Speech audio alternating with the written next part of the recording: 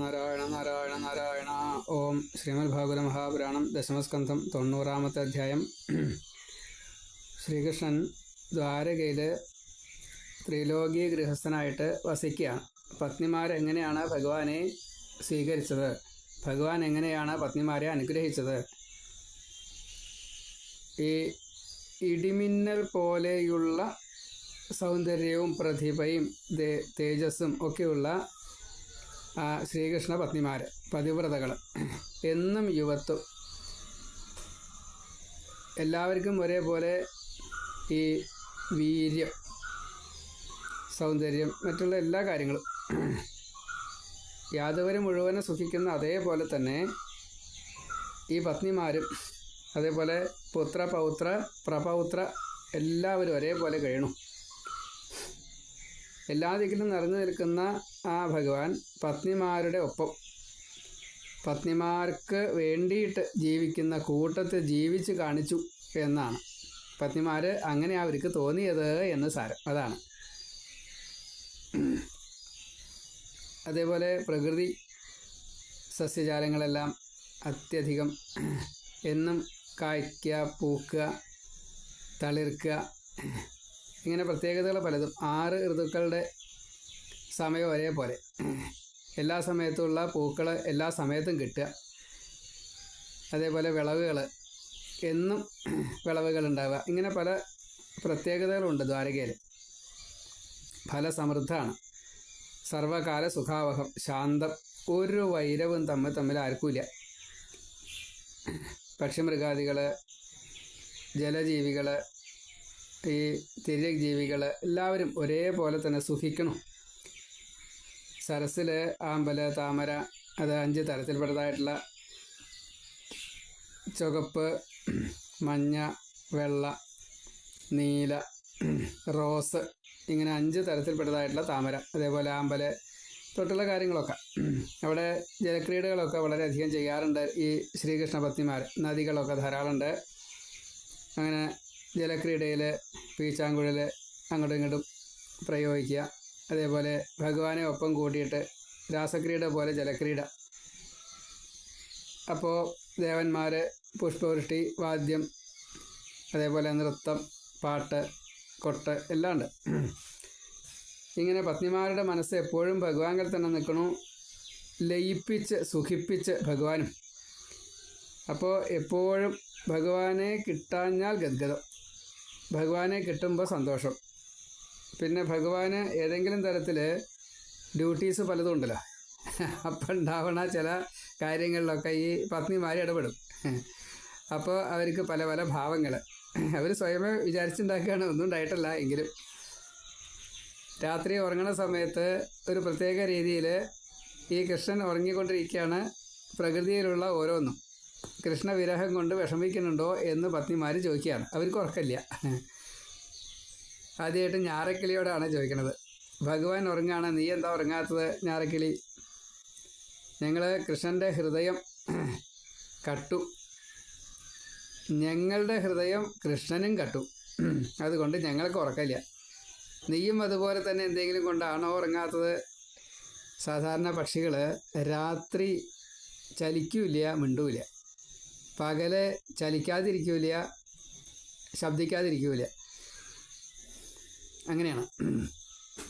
പിന്നെ ചക്രവാക പക്ഷിയോട്, ചെമ്പോത്തിനോട് ചോദിക്കുകയാണ്, നീ എന്തിനാ കണ്ണടച്ചിങ്ങനെ വിലപിക്കണത്?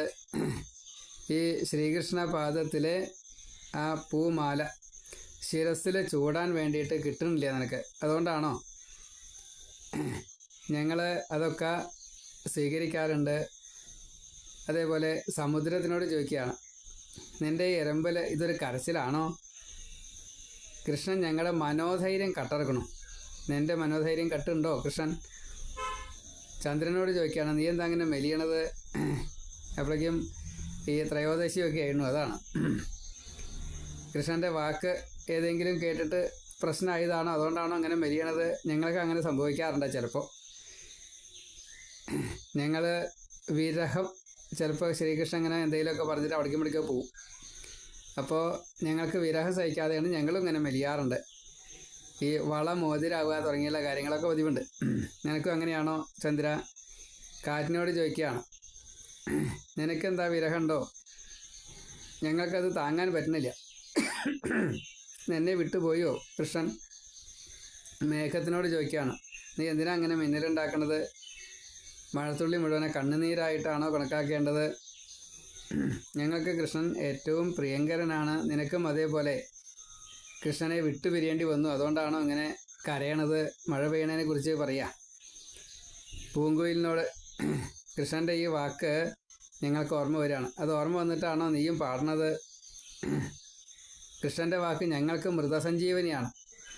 നിനക്കത് കിട്ടാത്തതുകൊണ്ടാണോ നീ ഇപ്പം ഇങ്ങനെ കുയിലെ പാടണത്? കുയിലിൻ്റെ പാട്ട് പ്രത്യേകമാണല്ലോ. പ്രത്യുപകാരം കൃഷ്ണന് ചെയ്തു കൊടുക്കുക എന്നുള്ളത് സാധിക്കുന്നില്ല. അപ്പോൾ അതുകൊണ്ടാണോ? പർവ്വതത്തിനോട് ചോദിക്കുകയാണ്. ഞങ്ങൾ ശ്രീകൃഷ്ണൻ്റെ പാദത്തെ സദാസമയത്തും സ്മരിക്കണം. നിൻ്റെ ഈ പർവ്വതത്തിൻ്റെ അവിടെ ഇപ്പോൾ കാലില്ലല്ലോ, അപ്പോൾ കൃഷ്ണൻ കിടന്ന് ഉറങ്ങല്ലേ. അപ്പോൾ ആ പാദത്തിൻ്റെ സ്പർശം കിട്ടാത്തതുകൊണ്ടാണോ പർവ്വതമൊന്നും മിണ്ടാണ്ടിരിക്കണത്? അതേപോലെ നദികളെ സമുദ്രപത്നികളായിട്ട് ആണല്ലോ ഭഗവാൻ നിശ്ചയിച്ചിരിക്കുന്നത്. നിങ്ങളിങ്ങനെ മെലിയാനുള്ള കാരണം എന്താ? വേനൽക്കാലമാണ്, വെള്ളമില്ല. കൃഷ്ണനെ കാണാൻ കിട്ടാത്തതുകൊണ്ടാണോ മെലിയണത്? അരണ്യത്തിനോട് ചോദിക്കുകയാണ്. വരൂ, ഇരിക്കൂ, പാല് കുടിക്കൂ, ഞങ്ങളുടെ സന്ദേശങ്ങളെ അങ്ങോട്ട് ചെന്ന് കൊടുക്കൂ, കൃഷ്ണന് കൊടുക്കൂ. കൃഷ്ണൻ ഉറങ്ങുകയാണ്, ഇപ്പോൾ ഉണർത്തണ്ട. കൃഷ്ണകഥകൾ ഞങ്ങളോട് പറഞ്ഞു തരൂ. നീ കൃഷ്ണൻ്റെ ദൂതനല്ലേ? അജയ്യനായിട്ടുള്ള ആ കൃഷ്ണ സുഖല്ലേ? കൃഷ്ണൻ്റെ സ്നേഹത്തിന് ഒരു ഉറപ്പുമില്ല.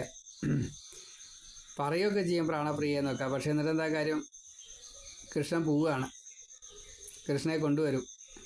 ലക്ഷ്മിക്കും ഇതേപോലെ തന്നെയുള്ള അനുഭവങ്ങളൊക്കെ ഉണ്ടാവുക. അതേപോലെ ഇപ്പോൾ ഞങ്ങളും ദുഃഖിതരാണ് കൃഷ്ണവിരഹം കൊണ്ട്. കൃഷ്ണൻ അവിടെ കിടന്ന് ഉറങ്ങുന്നുണ്ട്, ഇല്ലായിട്ടല്ല, ഇവർക്ക് ഉറക്കം വരുന്നില്ല. അപ്പോൾ അവിടെ ഒന്നും ചെയ്യാൻ നിർത്തിയില്ല. അപ്പോൾ ഇവർ നദീതീരത്ത് വന്നിട്ട് ഈ പ്രകാരം പറയുകയാണ്. കൃഷ്ണനെ സേവിക്കാൻ കിട്ടുന്ന അവസരത്തെ ഇവർ സദാസമയത്തും ഉപയോഗിക്കുന്നു. ഇങ്ങനെയെല്ലാം പറഞ്ഞുകൊണ്ട് പരീക്ഷത്തിനോട് ശ്രീകൃഷ്ണ കഥകളെ പറയുന്ന ആ ശ്രീ ശുക ബ്രഹ്മർഷി പറയുകയാണ്. പത്നിമാരുടെ ഒരു മനസ്സ് നിരന്തര സ്നേഹം കൊണ്ട് എന്നും ഭഗവാങ്കൽ തന്നെ ഇരുന്നു. ശരീരം ഉപേക്ഷിച്ചപ്പോഴും ഭഗവാങ്കലെത്തി. ഇപ്പോൾ നമുക്കിവിടെ ഒരു സംശയം തോന്നാം. ശ്രീകൃഷ്ണൻ ഭാഗവതത്തിലേക്ക് മറിഞ്ഞ സമയത്ത് ഈ അർജുനൻ കൃഷ്ണ പത്നിമാരെ രക്ഷിക്കാൻ വേണ്ടിയിട്ട് ചെല്ലുന്നുണ്ട്. ഈ ദ്വാരക മുഴുവനും മുങ്ങും. അതുകൊണ്ട് കൃഷ്ണപത്നിമാരെ രക്ഷിച്ചോളൂ എന്ന് ഭഗവാന്റെ ആജ്ഞയാണ്. കൊണ്ടുപോരുമ്പോൾ ആ കൃഷ്ണപത്നിമാരെ കുറച്ച് ഗോപബാലന്മാർ അല്ലെങ്കിൽ ഗോപന്മാർ അർജുനൻ്റെ ഈ ഗാണ്ഡീവത്തിനെ വില വയ്ക്കാതെ കണ്ട് കട്ടുകൊണ്ടുപോയിന്നാ അല്ലെങ്കിൽ തട്ടിക്കൊണ്ടുപോയിന്നാ ആ വിവരം ഇവിടെ അർജുന വിലാപം യുധിഷ്ഠിരനോട് മഹാരാജാവ് ചക്രവർത്തിയോട് പറയുന്നുണ്ട്. കൃഷ്ണൻ പോയി എനിക്കൊന്നും ചെയ്യാൻ സാധിച്ചില്ല എന്ന്. അപ്പോൾ കൃഷ്ണപത്നിമാരെയാണ് ഈ ഗോപന്മാർ കൊണ്ടുപോയത്. അത് ഗോലോകത്ത് നിന്ന് വെച്ചുള്ളൊരു വാഗ്ദാനമാണ്. അങ്ങനെ ഒരു അനുഭവം നിങ്ങൾക്കുണ്ടാവും. പ്രസാദമായിട്ട് നിങ്ങൾ സ്വീകരിച്ചോളൂ. അവർ നിങ്ങളുടേതായി തീരും. അപ്പോൾ അവിടെ ആഭിജാത്യം, പാതിവ്രത്യം, സ്ത്രീകളുടെ കളങ്കം ഇതൊന്നും അവിടെ ബാധകമല്ല. കൃഷ്ണൻ്റെ വരമാണ്, പ്രസാദമാണ്. അവിടെ അർജുനനോട്ട് തോൽവിയില്ല. ഈ ഗോപന്മാർ സ്വീകരിച്ചതും അവിടെ നിന്ന് എന്താണോ ആജ്ഞ അത് ഇവിടെ നടപ്പാക്കാൻ വേണ്ടിയിട്ടാണ് കൃഷ്ണൻ വന്നത്. കടം വീട്ടാണ്ട്. അപ്പോൾ ആ കടം വീട്ടിയതാ. കൃഷ്ണപത്നിമാരെന്ന് പറഞ്ഞു കഴിഞ്ഞാൽ ഇപ്പം നമ്മൾ വേദം പ്രയോഗിക്കുന്ന പോലെയെന്ന് കൂട്ടിയാൽ മതി. നമുക്ക് വേദത്തിൻ്റെ ചൊല്ലാൻ എത്രണ്ട് അറിയും, പ്രയോഗിക്കാൻ എത്രണ്ട് അറിയും, അർത്ഥം എത്രണ്ട് അറിയും. നമ്മളതിനെ അർച്ചിക്കുന്നുണ്ട്, ഹോമാദികൾ ചെയ്യുന്നുണ്ട്, ജപിക്കുന്നുണ്ട്. ഫലവും ഭഗവാൻ തരുന്നുണ്ട് കേട്ടോ. പക്ഷെ എന്താ കാര്യം, നമുക്കൊന്നും അറിയില്ല എന്ന കൂട്ടത്തിലേ ഉള്ളൂ എന്ന് സാരം. അപ്പോൾ അവിടെ ഒരു ജാള്യതര വിഷയമോ അതല്ലെങ്കിൽ അതിനൊരു നെഗറ്റിവിറ്റിയോ ഇല്ല എന്ന് സാരം. അതാണ്. അപ്പോൾ പരീക്ഷത്തിനെ അവിടെ സമ്മതിപ്പിക്കുകയാണ് ഈ ശ്രീ ശുകബ്രഹ്മർഷി. ആ കൃഷ്ണനെ ഭർത്താവായിട്ട് ഞങ്ങൾക്ക് കിട്ടിയല്ലോ, കൃഷ്ണൻ്റെ കഥ കേട്ടാൽ മതിയല്ലോ, കൃഷ്ണൻ ചെയ്യുന്ന ഓരോ പ്രവൃത്തികളും ലീലകൾ അതെല്ലാം നാമമായിട്ട് ആ നാമം ജപിച്ചാൽ മതിയല്ലോ. ഞങ്ങളുടെ പുണ്യം കൊണ്ടല്ലേ ഈ കൃഷ്ണൻ ഞങ്ങൾക്ക് പതിയായിട്ട് വന്നത്. ഗോപികമാരുടെ പുണ്യം കൊണ്ടല്ലേ ജാരഭാവത്തിൽ അവർക്ക് സ്വീകരിക്കാൻ സാധിച്ചത്. ഈ പത്നീപദം തന്നെ ചതുഷ്ടയം സമ്പാദിക്കാനാണ്, ധർമാർത്ഥ കാമ മോക്ഷങ്ങൾ കിട്ടാൻ വേണ്ടിയിട്ടാണ്. അപ്പോൾ ഞങ്ങൾ അത് അർഹതയോട് കൂടിയിട്ട് ഭഗവാൻ തന്നതുകൊണ്ട് സ്വീകരിച്ചു. വേദത്തിൽ പറഞ്ഞതായിട്ടുള്ള ഈ വക കാര്യങ്ങളൊക്കെ ഈ ലോകത്തിന് ഹിതമായിട്ട് കൃഷ്ണൻ തൻ്റെ ഗൃഹസ്ഥ ജീവിതത്തിൽ കാട്ടിക്കൊടുത്തു. അതിൽ 8 പത്നിമാർക്ക് പ്രത്യേകമായിട്ടുള്ള സ്ഥാനം, അഷ്ടപത്നികൾ അത് പ്രത്യേകമാണ്. അതേപോലെ 18 പുത്രന്മാർക്ക് പ്രത്യേകമായിട്ടുള്ള പ്രാധാന്യം. പ്രദ്യുമ്നൻ തൊട്ടിട്ട് കൃഷ്ണതുല്യത. പ്രദ്യുമ്നന് രുക്മവതിയിൽ അനിരുദ്ധൻ പേരക്കുട്ടനായിട്ട്, കൃഷ്ണൻ്റെ ഏട്ടനായിട്ട് ബലരാമൻ. അനിരുദ്ധന് രുക്മി പുത്രപുത്രിയായിട്ട് രോചനയിൽ വജ്രൻ. ആ വജ്രനാണ് യാദവ നാശശേഷം ഈ വംശം നിലനിർത്താൻ വേണ്ടിയിട്ട് യുധിഷ്ഠിരനാൽ പിന്നീട് യാദവരുടെ രാജാവായിട്ട് നിയോഗിച്ചത്, അല്ലെങ്കിൽ അവരോധിച്ചത്. വജ്രൻ യാദവർക്ക് നാഥനും അഭിമന്യു പുത്രനായിട്ടുള്ള പരീക്ഷിത്ത് അങ്ങ് ഈ പാണ്ഡവരുടെ അല്ലെങ്കിൽ ഭൂമിയുടെ ചക്രവർത്തിയായിട്ട് ഭഗവാൻ അനുഗ്രഹിച്ചത് കൊണ്ട് തന്നെ യുധിഷ്ഠിര മഹാരാജാവ് അങ്ങയെ ചക്രവർത്തിയാക്കി. ഇതെല്ലാം അങ്ങയ്ക്ക് അറിയാവുന്നതാണല്ലോ. യാദവർക്ക് എന്തെങ്കിലും ഒരു കുറവുണ്ടോ? ഈ 18 പുത്രന്മാരും കൃഷ്ണ തുല്യന്മാരാണ്. രുക്മിണിക്ക് തുല്യകളാണ് ഈ എല്ലാ പത്നിമാരും. ഒന്നിനും ഒരു കുറവുമില്ല. എല്ലാവരും സദ്ഗുണ സമ്പന്നര ഭക്തന്മാർ. അവരുടെ സംഖ്യ എത്രയെന്നൊന്നും പറയാൻ പറ്റില്ല കേട്ടോ. ഉദ്ധവൻ പറയുന്നുണ്ട് യാദവർക്ക് കൃഷ്ണനെ മനസ്സിലായില്ല എന്ന്. അങ്ങനെയൊന്നും അല്ല കേട്ടോ. കൃഷ്ണനെ എല്ലാവർക്കും നല്ലോണം മനസ്സിലായിട്ടുണ്ട്. അവരെ നടിച്ചില്ല എന്ന് മാത്രമേ ഉള്ളൂ. അവരുടെ സംഖ്യ ഇത്ര എന്ന് പറയാൻ നിവൃത്തിയില്ല. വംശം അങ്ങോട്ട് വർദ്ധിച്ചിട്ടേ ആ ഗുരുക്കന്മാരുടെ ഒരു കണക്ക് ഞാൻ പറയാം. 3,88,000 മാഷന്മാരുണ്ടായിരുന്നു ആ ദ്വാരകയിലെ കുട്ടികളെ പഠിപ്പിക്കാൻ. അപ്പോൾ ഒരു ഗുരുവിന് ഒരു 30 കുട്ടി എന്ന് നിലയ്ക്ക് കണക്കാക്കുക. അവരുടെ ആ വലിയ സംഖ്യ. ദ്വാരകയിലെ എത്ര യാദവന്മാരുണ്ടാണെന്ന് ചോദിച്ചാൽ അറിയില്ല. അതേപോലെ 110 ഉപവംശങ്ങളുണ്ട്. ഇതിൽ 101 എന്നാണ് പറഞ്ഞിരിക്കണത്. എന്തായാലും 8 വംശം പ്രത്യേകം. അതേപോലെ വൃഷ്ണി, അന്ധക, ശൂര, അർഹ, കുകുര, ഭോജ, ദാശാർഹ തുടങ്ങിയിട്ടുള്ള ഈ 8 വംശത്തിലും വിവിധങ്ങളായിട്ടുള്ള ഗണങ്ങൾ, അവർക്കൊക്കെ നാഥന്മാർ, ഇങ്ങനെ 110 കോടി യാദവ വംശം ഉണ്ട്, അല്ലെങ്കിൽ യാദവന്മാരുണ്ട്. ഇങ്ങനെ ശ്രീകൃഷ്ണ സ്മരണയിൽ സ്വന്തം ശരീരത്തെ പോലും അവർ ശ്രദ്ധിക്കാതെ കണ്ട് കൃഷ്ണൻ്റെ പ്രീതി കിട്ടാൻ വേണ്ടിയിട്ട് സേവനമായിട്ട് എല്ലാ പ്രവൃത്തിയും ചെയ്തു. ആ കൃഷ്ണനെ സ്മരിക്കുന്നതായിട്ട് ഓരോന്നും കൃഷ്ണലീലകളെ സ്മരിക്കുമ്പോൾ ഒക്കെ പാപനാശം സംഭവിക്കും. ഭാഗവതം കേട്ടാൽ മതി. അതേപോലെ ഗംഗയ്ക്ക് 2ാം സ്ഥാനമായിട്ട് മാറി എന്ന് പറയുകയാണ്. കൃഷ്ണലീലയ്ക്ക് 1ാം സ്ഥാനം. അപ്പോൾ ഗംഗ 2ാം സ്ഥാനത്തായി. കൃഷ്ണസ്മരണ, അതുപോലെ നാമം ജപിക്കുക, കീർത്തനം പാടുക, കൃഷ്ണലീല അനുസ്മരണം ഭക്തിയോട് കൂടിയിട്ട് സ്മരിക്കണം. കേൾക്കുക, ശ്രവണ മനന നിധിധ്യാസം എന്ന് പറയും. അത് ചെയ്തു കഴിഞ്ഞ് ജീവിച്ചു കഴിഞ്ഞാൽ സാരൂപ്യ മുക്തി തന്നെ കിട്ടും. ഭഗവാന്റെ പ്രസന്ന വദനത്തെ എപ്പോഴും സ്മരിക്കുക. ആ തൃപ്പാദത്തെ, താമരക്കാലിനെ സ്മരിക്കുക.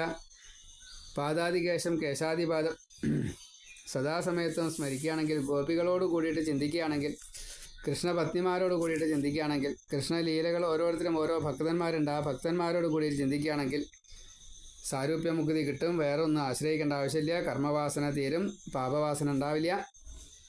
ഇങ്ങനെ ഭക്തി ഉണ്ടാവാൻ കൃഷ്ണകഥ കേട്ടോ പരീക്ഷത്തെ കാലം പോണത് അറിയില്ല. പണ്ട് കാട്ടിൽ പോയിട്ട് ഭജിക്കണം. ഇപ്പോൾ എവിടെ ഇരുന്ന് ഭജിച്ചാലും വിരോധമില്ല. കൃഷ്ണനെ സ്മരിക്കുകയേ വേണ്ടൂ. അത് തപസ് പോലെ ആയിക്കോളും എന്നാണ്. കൃഷ്ണസ്മരണ മാത്രം മതി, എവിടെ ജീവിച്ചാലും. അതേപോലെ തന്നെ തപസ്സിന് ചില നിയമങ്ങളും കാര്യങ്ങളൊക്കെ ഉണ്ട്. ഇതിനത് വേണ്ട. അതുകൊണ്ട് ഈ വെറുതെ ഭാഗവതം വായിക്കുക, കേൾക്കുക, അതുകൊണ്ട് മുക്തി കിട്ടും കേട്ടോ എന്ന് പറഞ്ഞുകൊണ്ടാണ് ഈ 90-ാമത്തെ അധ്യായം ശ്രീകൃഷ്ണ സ്മരണയിൽ ശ്രീകൃഷ്ണൻ്റെ പാദത്തിൽ പരീക്ഷത്ത് കേൾക്കാൻ വേണ്ടിയിട്ട് ശ്രീ ശുകബ്രഹ്മർഷി പറഞ്ഞ് സമർത്ഥിച്ചത്. അങ്ങനെ ഭാഗവതം ഇപ്രകാരം ശ്രീകൃഷ്ണൻ്റെ ലീലകളോട് കൂടിയിട്ട് എന്ന് പറഞ്ഞതിൻ്റെ ശേഷമാണ് ശ്രീകൃഷ്ണൻ്റെ വാക്കുകളെ കൂടി കേട്ടോളൂ എന്ന് പറഞ്ഞ് യാദവ നാശത്തിന് കാരണഭൂതമായിട്ടുള്ള ബ്രാഹ്മണ ശാപത്തെ സാമ്പൻ്റെ ഒരു വികൃതിയിലൂടെ സപ്തർഷിമാരാൽ യാദവ നാശത്തിന് കാരണമായിട്ടുള്ള ശാപത്തെ ചെയ്യിപ്പിച്ചുകൊണ്ട് ഭഗവാൻ ഉദ്ധവന് വേണ്ടിയിട്ട് ഉപദേശം ചെയ്തു. അതേപോലെ വസുദേവർക്ക് നവയോഗികളെ കൊണ്ട് ആ നാരദനെ കൊണ്ട് ഭാഗവത തത്വത്തെ മുഴുവൻ പറഞ്ഞു കൊടുത്തു. നിമി നവയോഗിയ സംവാദം. അതേപോലെ ഭഗവാൻ യാത്രയാകുന്നതിന് മുന്നേ ബ്രഹ്മാദി ദേവന്മാരെല്ലാവരും വന്ന് സ്തുതിച്ചു.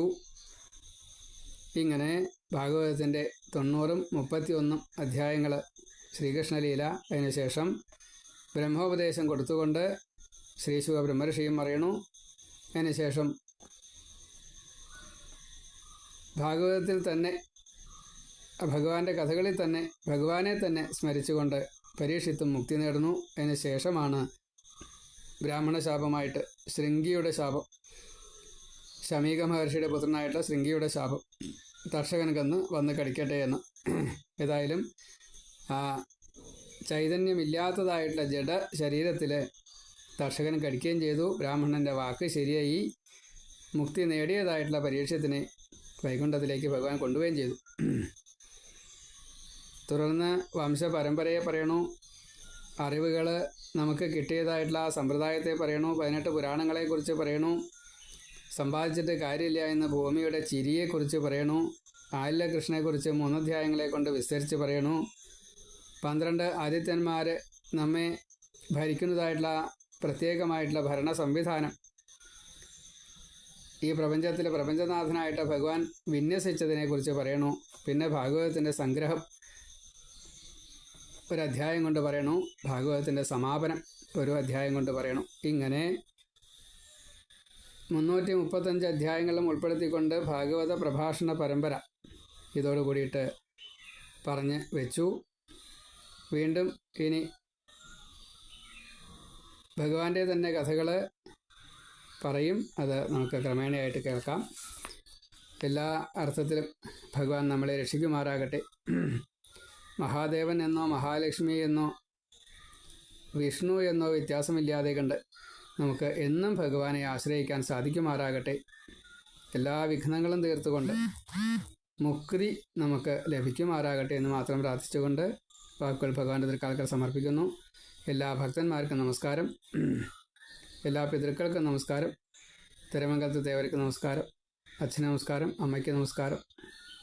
സർവത്ര ഗോവിന്ദനാമ സങ്കീർത്തനം. ഗോവിന്ദ ഗോവിന്ദ. നാരായണ നാരായണ നാരായണ.